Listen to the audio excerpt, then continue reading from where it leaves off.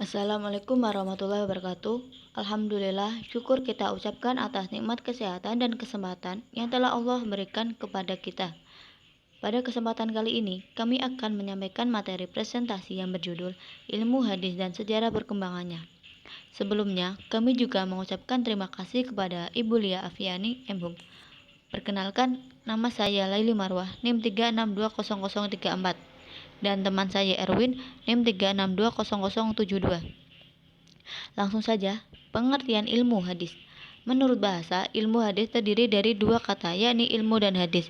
Secara sederhana, ilmu artinya pengetahuan, sedangkan hadis artinya segala sesuatu yang disandarkan kepada Nabi Muhammad, baik dari perkataan, perbuatan, maupun persetujuan. Menurut istilah, ilmu hadis adalah ilmu yang membicarakan tentang keadaan atau sifat para perawi dan yang diriwayatkan. Perawi adalah orang-orang yang membawa, menerima, dan menyampaikan berita dari Nabi, yaitu mereka yang ada dalam sanad suatu hadis. Sejarah perkembangan ilmu hadis. Ilmu hadis sudah ada sejak periode awal Islam atau sejak periode Rasulullah SAW, paling tidak dalam arti dasar-dasarnya. Pada periode Rasulullah SAW, kritik atau penelitian terhadap suatu riwayat hadis yang menjadi cikal bakal ilmu hadis, terutama hadis dirayah, dilakukan dengan cara yang sederhana sekali. Apabila seorang sahabat ragu-ragu menerima suatu riwayat dari sahabat lainnya, ia segera menemui Rasulullah SAW atau sahabat lain yang dapat dipercaya untuk mengonfirmasikannya. Setelah itu, barulah ia menerima dan mengamalkan hadis tersebut. Pada periode sahabat, penelitian hadis yang menyangkut sanad maupun matan hadis semakin menampakkan wujudnya, seperti Abu Bakar As-Siddiq, Umar bin Khattab, dan sahabat Rasul lainnya tidak mau menerima suatu hadis yang disampaikan oleh seseorang kecuali yang bersangkutan mampu mendatangkan saksi untuk memastikan kebenaran riwayat yang disampaikannya.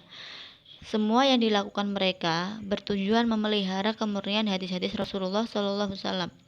Pada periode tabi'in, penelitian dan kritik matan semakin berkembang seiring dengan berkembangnya masalah-masalah matan yang mereka hadapi. Demikian pula di kalangan ulama-ulama hadis selanjutnya. Pada akhir abad kedua Hijriah, barulah penelitian atau pengkritikan hadis mengambil bentuk sebagai ilmu hadis teoritis. Di samping bentuk praktis seperti dijelaskan di atas, Imam Asy-Syafi'i adalah ulama pertama yang mewariskan teori-teori ilmu hadisnya secara tertulis sebagaimana terdapat dalam karya monumentalnya Ar-Risalah dan Al-Um. Hanya saja teori ilmu hadisnya tidak terhimpun dalam pembahasan dua kitab tersebut.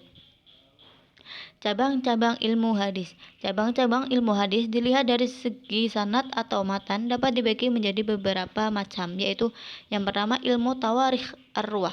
Ilmu tawarikh arwah adalah ilmu mempelajari waktu yang membatasi keadaan kelahiran, wafat, peristiwa atau kejadian dan lain-lain. Tujuan ilmu ini adalah untuk mengetahui bersambung mutasil atau tidaknya sanad suatu hadis. Yang kedua, ilmu al-jar wa at-tadil. Ilmu al-jar wa at-tadil yaitu ilmu yang membahas tentang para perawi dari segi apa yang datang dari keadaan mereka, dari apa yang mencela mereka, atau yang memuji mereka dengan menggunakan kata-kata khusus. Jadi, ilmu ini membahas tentang nilai cacat atau adilnya seseorang perawi dengan menggunakan ungkapan kata-kata tertentu dan memiliki hierarki tertentu. Yang ketiga, ilmu ilal al-hadis.